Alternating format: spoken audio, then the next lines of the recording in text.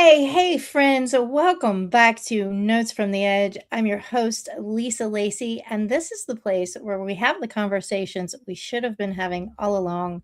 We talk about the things that we're not talking about.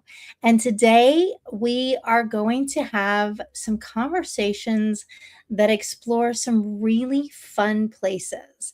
And Eugene's a very special guest who had an amazing experience, and I love talking about these because I've had some of them in my own life that have been completely pivotal. But what happens when a single undeniable experience changes the way you see reality completely?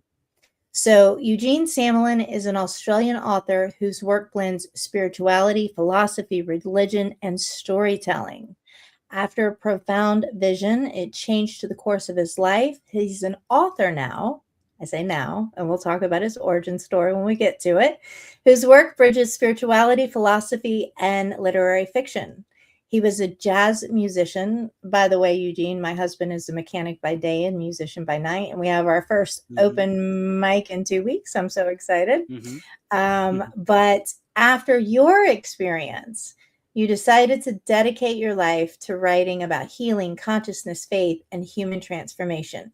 Your debut novel, Rising Karma, explores themes like truth, persecution, redemption, and the shared spiritual foundation that connect humanity across all traditions, which, boy, oh boy, do we really need right now. Through his Mhm. writing and Remnant Fire Press, Eugene encourages readers to move beyond division and toward a deeper understanding of purpose, unity, and human spirit. Eugene, welcome to Notes from the Edge, where we talk about the things you normally don't get to talk about. How are you this morning? I'm amazing. Thank you so much for that beautiful introduction, Lisa, and it's an honor to be here. So I really thank you for the opportunity today to shed a little bit of light on my story, and hopefully my story does resonate with the listeners out there today. And I think that we are all human and that we all are part of one great master narrative story. So I certainly hope that the message that I have today is going to be helpful, that it's going to resonate, and it can shine a little bit of light in a few dark places. Me too, my friend. And I have no doubt that if we reach just one person today, we've done our job, right? Yeah. So we Absolutely. always start off with our guest's origin story. And what I mean by that is all of us end up on a podcast like this, helping people the way that we do in very strange angles. So let's talk about how you ended up doing what you do today. Tell us what happened. Sure. Sure. So I could give you the very long version, but unfortunately, that would probably take up our whole entire time. So I'm going to edit for relevance. So I always wanted to write stories from a very young age. I remember being in primary school, in grade prep, and making my first story writing book and being so excited about I'm going to fill this book up with a whole bunch of stories. And just something about storytelling always really grabbed me and really spoke to me. I came from quite a liberal upbringing, two generations of librarians, librarian teachers, and also people who are a family who is grounded in the arts and the humanities. So I was always into artistic expression and into speaking your mind and following your heart. And I remember one of the very first lessons that my mother, I was raised by a single mother, and one of the very first lessons that my mother taught me was, Eugene, make sure that you're always able to put yourself in someone else's shoes and Mm, learn to be able to think, what is it that another person is feeling? What is it that another person is thinking? What is it that another person has been through in order to get them to where they are today? So that was one of the first things that my mother taught me. And that's something that I certainly ingrained and into my heart, to always think about putting yourself in another person's shoes. So after high school, where my main interests were, well, I had two main interests. One of them was sport, and the other one was being cool. I'm not sure how I went with either one of those, but I got through high school and went to university, studied humanities at university, and eventually decided that I was going to give this writing thing a full time go. So I got into a creative writing course, and I devoted myself to the craft of writing. I started learning about character archetypes and plot templates, and I really put my heart and soul into learning how to write. And it was then, Lisa, shortly after I started writing, doing this postgraduate degree in writing, that it happened. I was born again. Uh, it was just an ordinary day. I was in the bungalow that I was living in, which was on the top of a hill overlooking the university campus. And I had reached, without trying, a meditative state. All I was doing was walking around the bungalow, tidying up a few things, putting my clothes in their drawers, and but somehow or another I had somehow managed to enter into a really deep meditative state whilst doing that. And then it happened. Uh, I was given a vision of the tree of life, and I saw all these long branches of flesh containing every human being. By the way, it needs to be said, I was an atheist at the time, and I saw God standing beside the tree of life, and I saw my forefathers, my row of fathers, one father after another, stretching all the way back to the beginning of time. Wow. And I saw a ball of light, which was the Holy Spirit, come down my forefathers' line, my line of forefathers. And it dawned on me that, well, I was Jewish, or I am Jewish. Of course, they say that Judaism comes from the mother's side, technically speaking, but I would say, hey, who are you to say that my entire patriarchal line of ancestry doesn't count?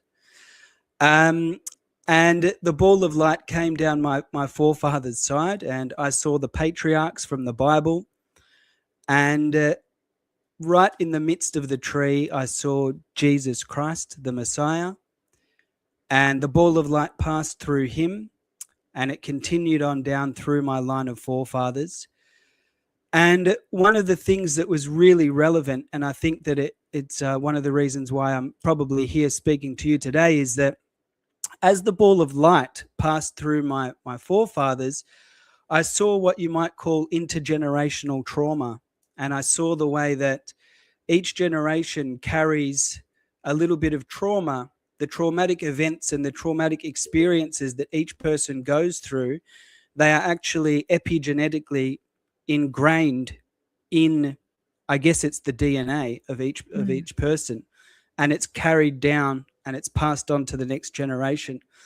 And what I actually saw was that, believe it or not, it was a really beautiful thing. That it's those challenging moments, those moments of pain and even suffering, that when you survive, those are the things that shape you as a person, and those are the things that get carried down to the next generation.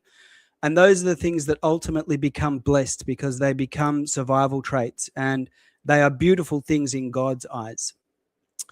So the ball of light eventually came down and it reached me, and that was, I guess, my true baptism, truer than any following kind of baptism where I had water or was fully immersed or anything like that. That was more of a symbolic ceremony.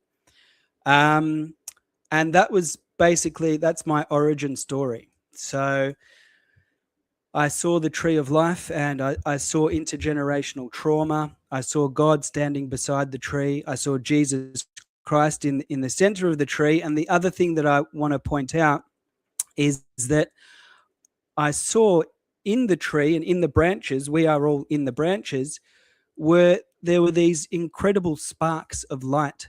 And the sparks of light came from God, who is standing beside the tree, and they flowed through Jesus, who is in the middle of the tree, and then they flowed out to the rest of us. And that's led to the belief that we all contain a spark of divinity, that every single human being contains within them a spark of the divine, a spark of God, and that basically it's our responsibility or our mission, or we have the option in life to nurture that spark of divinity and to allow it to grow into its fullest manifestation. Wow, it sounds beautiful. And it Mm. also sounds like something that you cannot unsee once you see it. So I want to know, after having that beautifully amazing experience, after being an atheist, and that was a very important detail, Mm. um, what shifted? Because I know something had to shift immediately. And you were writing, you were in school, you were studying writing at university at the time. Mm. So, did Mhm. it change the trajectory of what you were going to write about? Because I assume it kind of had to topsy-turvy your life once you caught up to what really happened. First of all, did you think you were losing your mind for just a minute there, though? No. No, I didn't. I didn't think I was losing my mind. However, a lot of people around me did. That was the thing that was really hard to come to grips with. I had Were you finally ready to seen tell everybody, "Get the mental! Get the mental!" yeah, I had finally come into the light and I had finally seen the truth. Unfortunately, I was also able to see that trick that my mother taught me about putting yourself into someone else's shoes. I was also able to see that, hey, I've just turned into one of those crazy Jesus people who's talking about Jesus, and they've just absolutely lost their minds and gone crazy. So that was another one of those things that made me see, wow, they say that fairy tales aren't true and that life is normal, but I now know that life is more extraordinary than the fairy tales that they tell.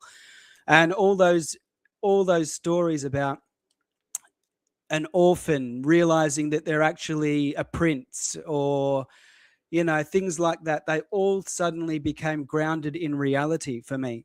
They no longer seemed like make believe stories, but they now resonated with me as true stories, things that happen in real life. And so, yeah, did it inform what I was going to write thenceforth? Absolutely. Yeah, it had a profound effect on what I wanted to write. And I wanted to spread that message. I wanted people to know. Of course, at first, I wanted to do it in real life by telling people firsthand what I had seen. Um, but I then saw that not everybody is ready to hear, Mhm. and that after a number of years, it dawned on me that the best way for me to prove this or to show this is to continue doing what I believe I've been called to do, which is to write, well, entertaining fiction stories, I love and that. to couch that information in the subtext of the stories. I believe that that is what is going to help it to get through, because a lot of people are, as soon as they start hearing the sort of message that I have to say, they have a wall, they get their defenses up, they've heard it before, and they haven't accepted it. So but yeah, that's why I wrote the novel Rising Karma, which tells the true story of when I had that experience, and of course the drama that surrounded that. Well, what I love about stories, and I'm a trained storyteller. I went to university for performance and storytelling on full scholarship, and then went back many years later. Traveled the circuit in Georgia for a little while.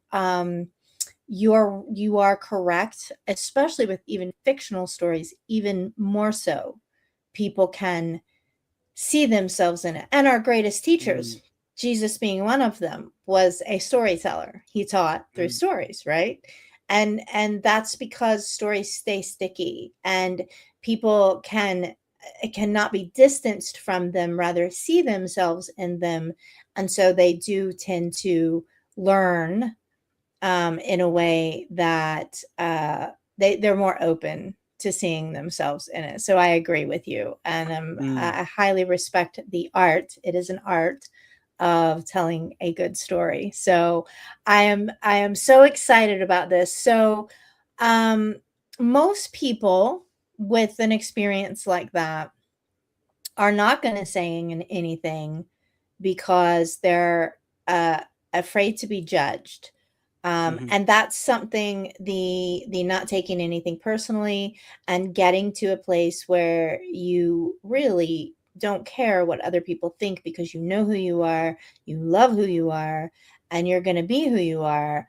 And I assume that moment, that experience, it was way more than a vision, it was a life experience, put you into that place. But how is it that you're so brave in coming forward and telling the story about having a vision that changed the trajectory of your life? Where does that bravery come from? Or is it just that I have no choice? This is my mission. I'm so clear.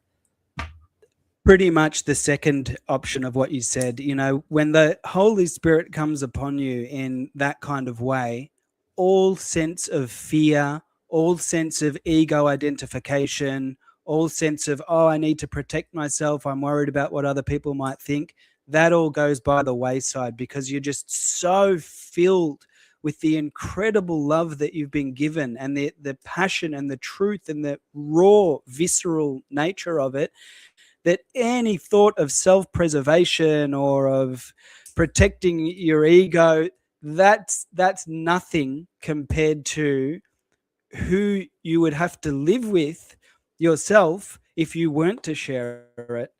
And you're Understood. well aware of the stories of the prophets who put their lives on the line, the apostles who said, death is nothing compared to what it would be like for me not to share the message that I have. So that overwhelming sense of joy at having seen the truth and at knowing that you are loved by a God who oversees everything far, far outweighs any sense of ego identification, self preservation that would come with people denying or laughing at you or anything like Humans that. being humans, humans being humans. Yes. What Exactly. I love about your vision is that you saw in the tree that we are all connected. Let's talk about that for Mm. a moment, because we live in a Mhm. time right now where you would think we are so connected, right? We're so digitally connected, but I Mm. feel like we're living in such a divisive time right now, and we have a episode of loneliness, like we are more connected but more disconnected from each Mm. other. How do you feel Mm. like stories bring us together? Well, there's a couple of reasons. The first is I believe that stories are built on a mythological structure. You may have heard of Joseph Campbell and the hero with a thousand faces Mhm. and the monomyth. So basically, Joseph Campbell went around and he studied all these myths from all these diverse array of cultures throughout the history of humanity, from different places and different locations and different periods in history. And from all of them, he put together a single myth that all these mythologies tend to follow. So it's a psychological thing. It's something, I believe that it's a divine blueprint, a kind of story structure that is God given, that is the way that human beings evolve and the way that we grow and the way that we become more than who we are. It's a learning curve that we go on. And when you look at Jesus, you find that he was the absolute epitome. He absolutely nailed that story structure. He's almost the hero with a thousand faces. Joseph Campbell wrote a book called The Hero with a Thousand Faces. I think that Jesus is that hero with a thousand faces. So that's one of the reasons.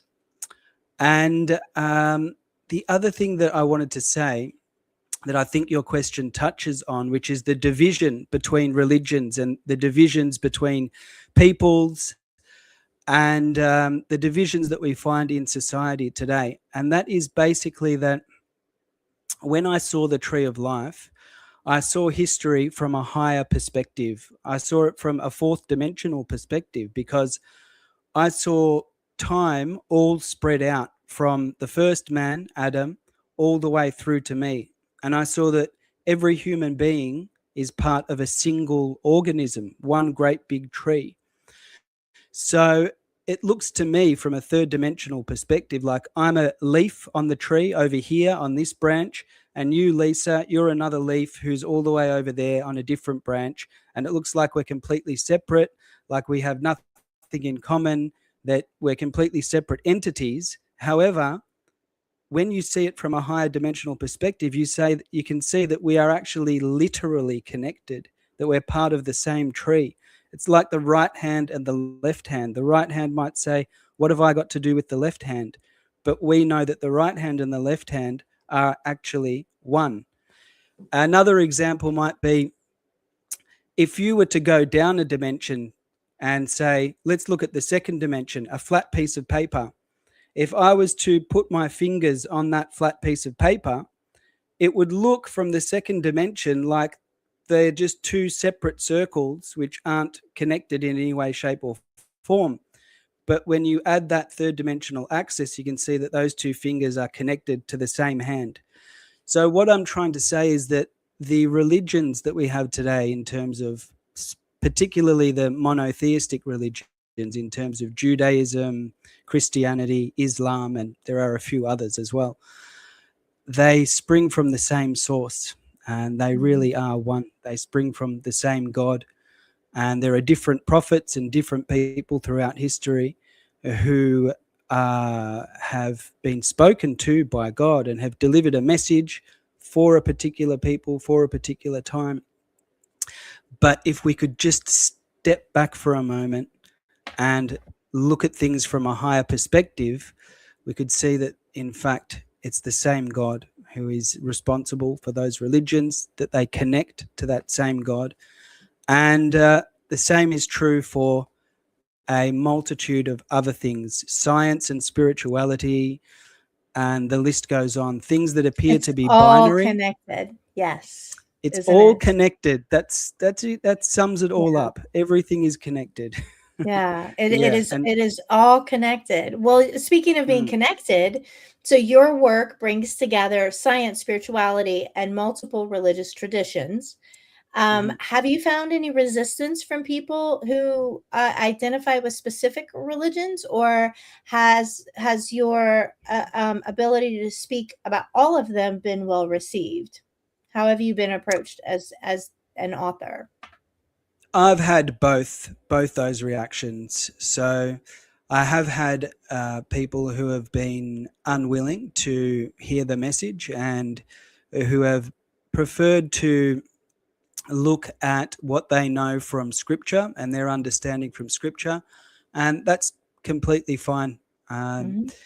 Everyone If has they're their ready, own they're path. ready. Yeah. If they're Yeah, ready, they're ready. And that's it. yeah. Everyone has their path, and not everyone's path is the same. But I do believe that all paths do lead back to God, because God is the creator and the originator of all things. Therefore, it's only natural that all things ultimately connect back to Him. So, look, there have been certain people who have, lashed out at me, or at least defended what they believe to be their own boundaries. And so there have been, when I first had the vision, I thought that I was going to be universally applauded by everybody. Don't we all? And I'm gonna yeah, have a New York Times bestseller in 2 weeks.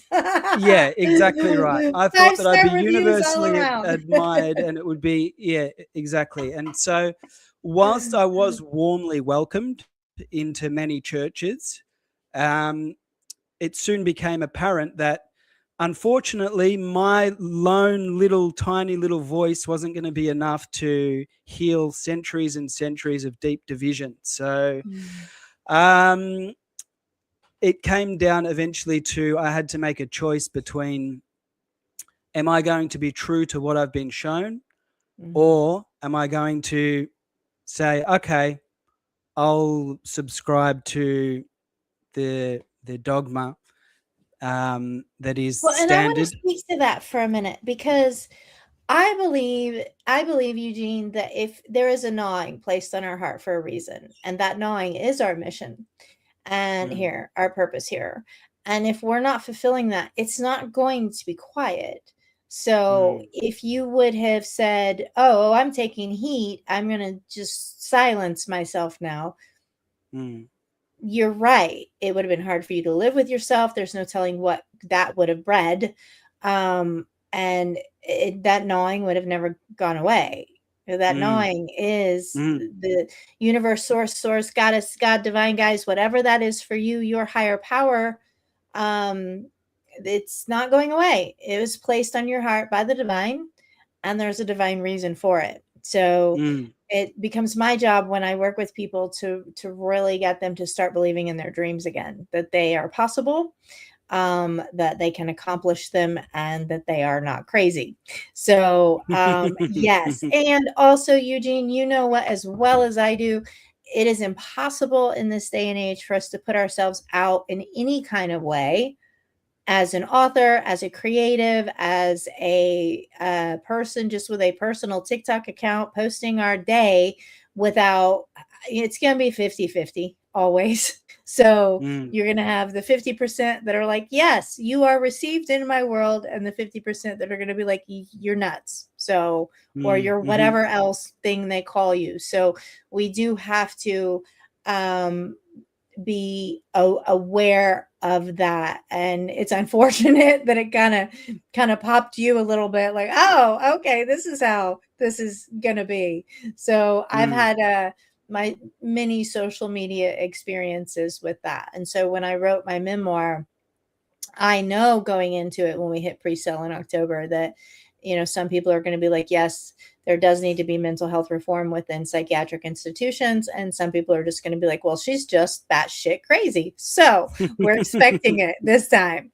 I'm at an mhm, age where I know it's coming. So 50 mm, 50. If I get 60-40, I'll be down for that. So, mhm. um, I often talk about identities in here, and we're going to ask you a question in closing about identities, the ones we perform. What identity did you have to let go of to become the writer you are today? Role, Well, identity, mask, or performance? well, that question ties directly into what you were saying. Basically, that identity that thought, strived, believed that everyone would, or at least wanted everyone to accept me for who I am. Mhm. And that was something that's hard to let go of. And I know that I'm not alone in that. So, should I keep on trying to convince people who are committed to misunderstanding me, who are committed to, their own understandings, and they just won't put themselves into my shoes and hear where I've come from? They'll only so yeah. I don't want to. It's better if I talk about me because it's more about what am I willing to do, and that's basically it. It's becoming that person who is okay with the fact that not everybody is going to agree with you, not Mhm. everybody is going to hear you, not everybody is going to see you for who you truly are. And it's so infuriating when that happens because everybody needs to be heard. Really, everybody, at least, even if you don't agree, just to be heard and to be seen and to be understood. It's a basic thing that human beings need. And letting go of needing everybody to be able to do that, needing everybody to agree, saying, hey, Yeah. you know what? Maybe I'm in the minority and maybe it's only a few people that will agree. But the moment that you let go of that, you find a sense of peace. And Yeah. the other thing that I wanted to touch on about that is if you look at what Jesus said, and I'll paraphrase, he basically said, when people revile you, when they discriminate against you, when they spit on you, when they won't hear you, be happy about it, smile and laugh about it, because your reward in heaven is great.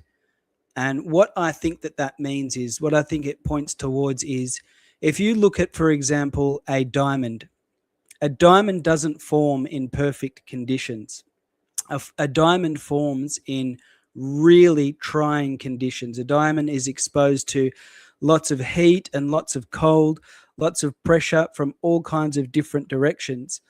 And it's the way that the diamond responds to all that pressure, the way that the diamond responds to all that, if you will, unacceptance by the environment around it, that then actually makes it go on to become a diamond. So I believe that what Jesus was saying, when you're treated that way, you're being given the opportunity to turn into a diamond from the way that you respond, the way that you react.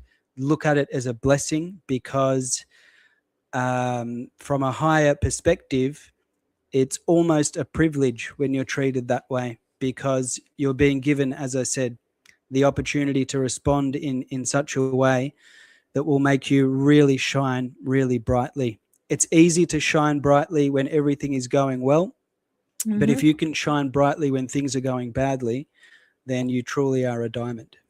Well, and that's beautiful. And I think too, Eugene, is we have to meet people where they are, and not everyone's going to be on the growth path this time Mm. around. They're just not. And so, but I do find what ends up happening is those people are replaced with people who are interested in supporting and nurturing us and on the same page with us and able to converse with us. So Hmm. I love the fact that you found a way to be okay with being misunderstood, because I think that is a very important overlooked skill. I Hmm. think having expectations of being completely understood by 100% of people across the board sets us up for a lot of disappointment. So, very skillful on your part. So, let's talk about your writing. Let's talk about your Hmm. writing. So, your writing focuses heavily on hope. Oh, we need so much of that. And human evolution. We all need to be evolving right now, because one of us does it. If you just work on you, guess what? You help us all. When you look at the amount of conflict, division, and suffering in today's world, um, you have confidence that humanity is still capable of evolving. Where does that come from? Does the vision feed into that? You just know because of that, or talk to us about that? Yes, the vision does feed into that. So when I see all the conflict and the uncertainty and the suffering that prevails in the world today, I still have hope, because what I see is a process, and it's a long process that unfolds under over many, many, many generations. And it goes back to the Garden of Eden and what's called the original sin. And I have a different interpretation of what the original sin is. Rather than it being something that human beings should be shameful about, that we're all rooted in sin, that without Jesus, then we're all just miserable sinners who don't deserve salvation. I don't see it that way. I see it more as, we had a certain level of consciousness, and when we ate from the tree of knowledge of good and evil, basically a veil or a shadow passed over our consciousness. So science tells us that we only use a small percentage of our brain power. And what evolution may well be moving forward is, it's not so much the evolution of an extra arm or an extra leg or a third eye. It might rather be the recollection of that full amount of consciousness, that full amount of brain power. Oh, And when we read science fiction and stories of extrasensory perception, telepathy, precognition, these are things that I think human beings are actually truly capable of Me if we too. are able to become fully aware, fully conscious, and use the full quota of our brain power. So, all the suffering in the world, all the uncertainty and the conflict, I see it as a playing out of that original sin, a playing out of what is humanity's destiny, which is to retain that level of awareness that we had, having gone through the process, which will give us a little bit of a level up, will be actually higher than what we were at the beginning of the process. So, whenever there is suffering or conflict or trauma, it's another opportunity to shine more light into the darkness. It's another opportunity to make what is unconscious conscious by Yes. facing it, by looking the devil in the eye and integrating that.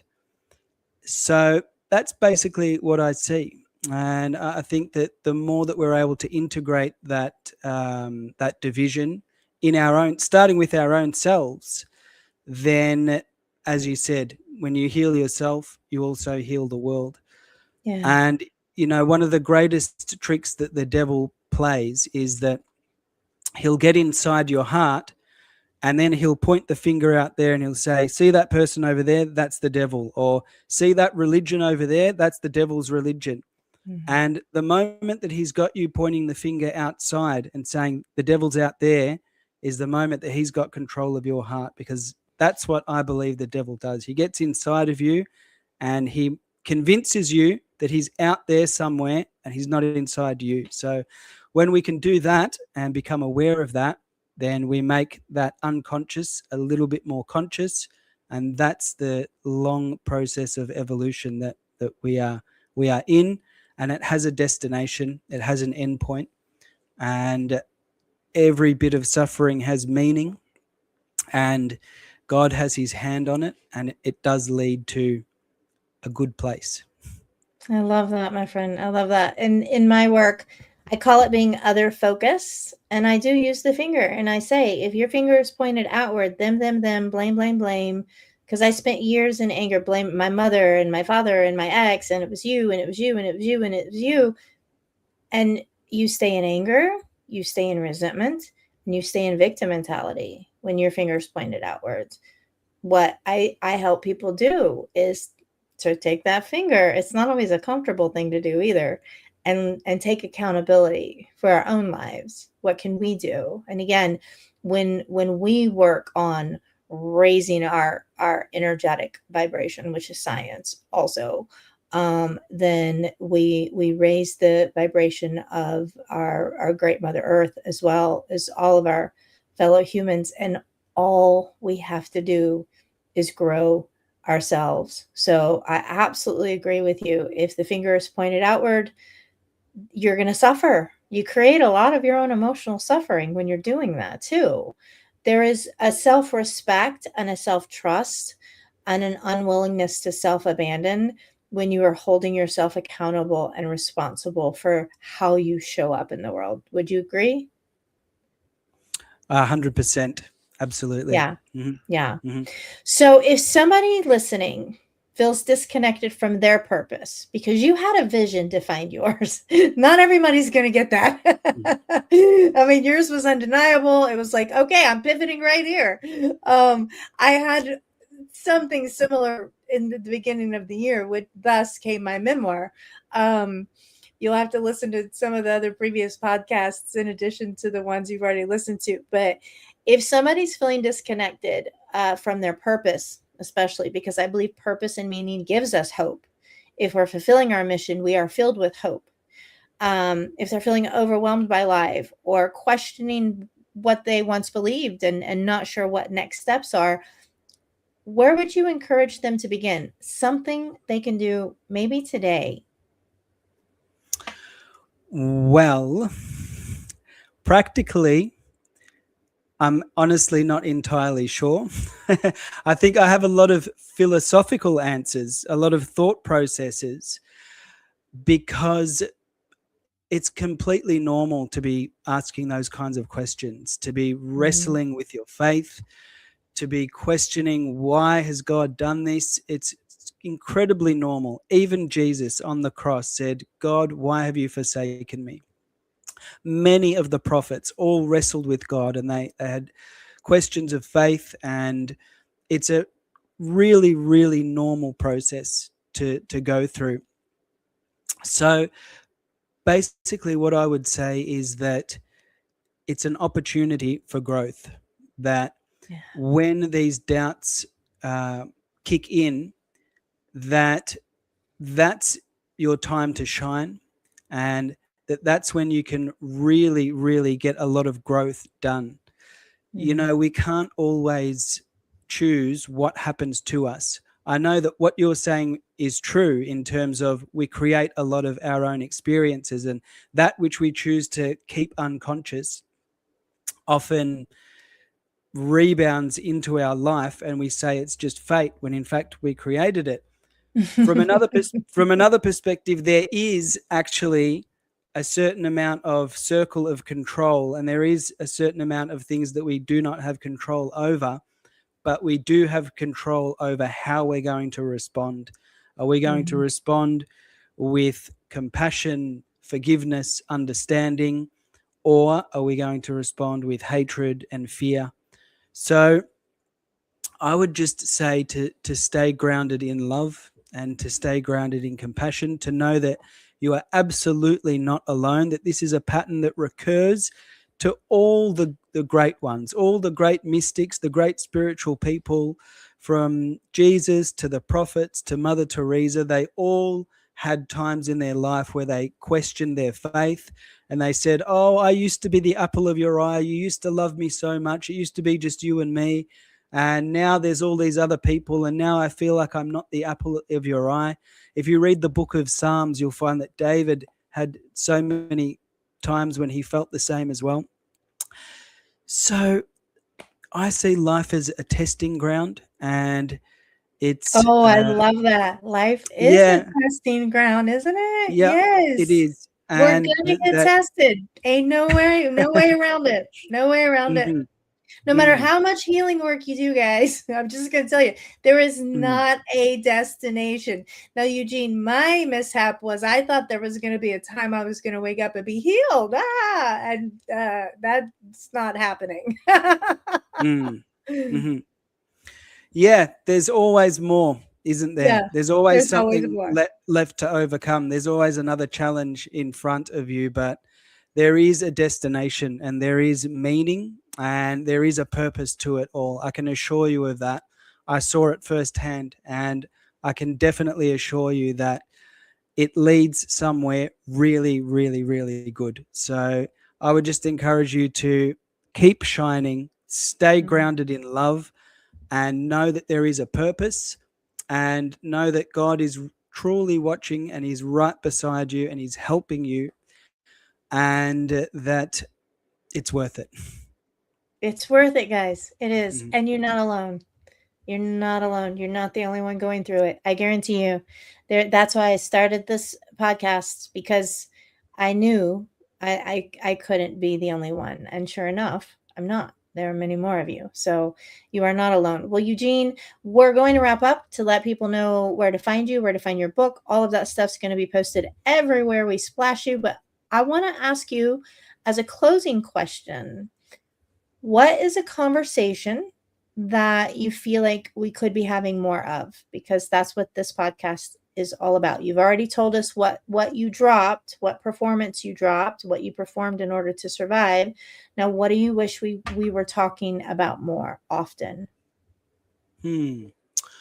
I think that everybody has a story which Mm. is unique and beautiful, Yeah. and that there is a great story, a master narrative, which we are all contributors to. I would love to find out, or for every person to be able to find that way, find that thread that connects them to this great big beautiful story, and that when you are able to see that, then you know how important you are, you know how special you are, and you know that without your story, then the whole narrative would fall into a heap and it would cease to make sense. Right on. Friends, we need you. We need your story.